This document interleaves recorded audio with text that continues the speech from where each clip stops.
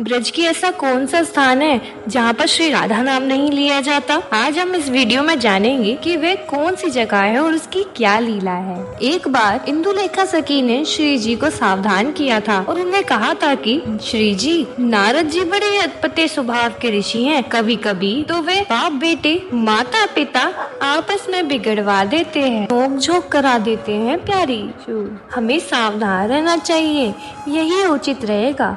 परंतु श्री राधा रानी ने इंदुलेखा सखी की बात टालते हुए कहा कि जाने तो सखी हमें इन बातों से क्या लेना देना। वे तो सिद्ध पुरुष हैं, ऐसे थोड़ी ना होंगे, उन्हें ये करने में क्या आनंद मिलेगा। फिर उसके बाद श्री जी ने अपने समीप ललिता जी को बुलाया और कहने लगी कि हे ललिते, जैसे तुमने मेरे ताई पुष्पों की माला बनाई थी, वैसे ही श्याम सुंदर के लिए भी बना देना। श्री जी की सेवा स्वीकार करते हुए प्रेम से ललिता सखी श्री जी को कहती है कि ठीक है प्यारी, मैं अब जाकर सुंदर पुष्पों के बाग से पुष्प चुन लाती हूँ। फिर उसके बाद ललिता जी फूलों की सेवा के लिए चली जाती हैं। परंतु जब ललिता जी बैठकर बार बार सुई से फूलों को पिरोती, वह फिर पुनः उन्हें बिगाड़ देती। ऐसा करते हुए उन्हें नारद जी ने भी देखा। उन्हें देखते हुए नारद जी ने मन में ध्यान किया कि यही सही अवसर है जिसमें श्याम सुंदर द्वारा दिया गया मेरी इच्छा पूरा करने का वरदान वे पूरा करेंगे। तब नारद जी ने ललिता जी के समीप जाकर उनसे यह पूछा कि हे ललिता जी, आप पुष्प की माला को बार बार पिरोकर पुनः उसे क्यों बिगाड़ रही हैं? तब ललिता सखी मुस्कुराते हुए बोली, प्रणाम नारद जी, मैं तो बस प्रेम से श्याम सुंदर के लिए उनके नाप की माला बनाने का प्रयास कर रही हूँ। तब नारद जी हंसते हुए बोले कि इसमें इतना संकोच की क्या बात है, अभी मैं श्याम सुंदर को बुला देता हूँ। वे साथ वाले ही वन में अपने सखाओं के साथ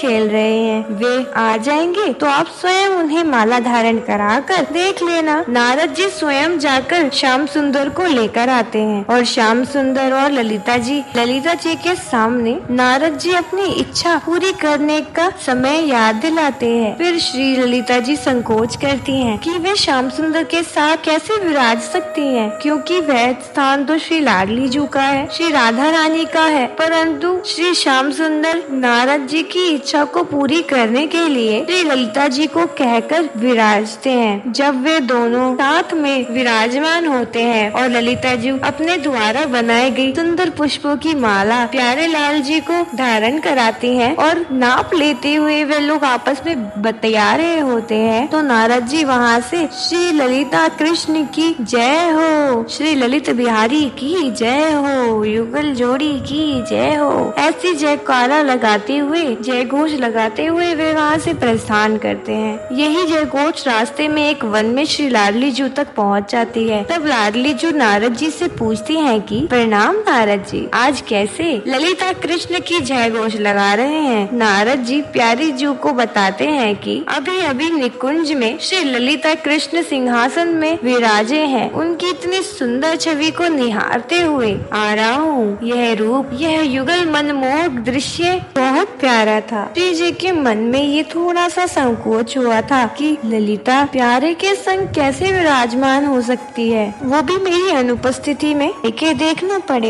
तब श्री राधा रानी कुंज में जाती हैं और वहाँ पर श्री ललिता जी को और कृष्ण को एक साथ सिंहासन पर विराजे हुए देखती हैं और वह माला धारण करे हुए कृष्ण को देखती हैं जो ललिता जी को श्यामा जी ने बनाने को दी थी। और वहाँ सिंहासन पर बैठकर वे लोग बतला रहे हैं, तो श्री राधा रानी रुष्ट हो जाती हैं और ललिता और कृष्ण की समझाने पर भी वे नहीं समझती हैं और श्री राधा रानी वहाँ से चली जाती हैं। श्री कृष्ण के लाख मनाने के बाद भी श्री जी नहीं मानती हैं और तब श्री कृष्ण उदास होकर ललिता कुंड के समीप जाकर बैठ जाते हैं। कुंड वही कुंड है जहाँ पर राधा कृष्ण राधे राधे नहीं, सिर्फ ललित बिहारी की जय जय घोष लगती है। स्थान को ललित बिहारी के नाम से जाना जाता है, आज भी है। 5000 साल पुराना मंदिर है, ब्रज गांव में है और जहाँ पर श्री कृष्ण की एक छवि उदास मुद्रा में भी है। तो जानते हैं कि आगे श्री जी की मान लीला का क्या हुआ। जब श्री जी सखियों के साथ विराजमान थी, तब विशाखा सखी श्री जी को कहती है कि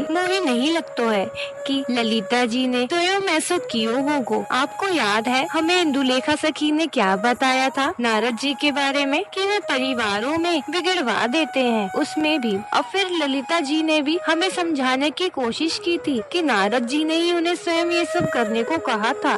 और लाडली जो आपको याद है मार्ग में भी हमें नारद जी मिले थे जो हे जय हो ललित बिहारी की जय घोष लगा रहे थे। हमें लग रहा है ये सब नारद जी की इच्छा थी। तब श्री जी थोड़ा सोचती हैं और कहती हैं विशाखे तो सही है, मोहे मान करने से पहले तनिक सोचना चाहिए था। श्री राधा रानी हमारी जो है ललिता जी को आवाज लगाती हैं हे ललिते और उन्हें से क्षमा मांगती हैं और उन्हें हृदय से लगाती हैं और फिर जुगल कुंज में जाकर श्याम सुंदर से भी क्षमा मांगती हैं और वे साथ में प्रेम से नृत्य करते हैं। तो प्रेम से बोलो राधे राधे।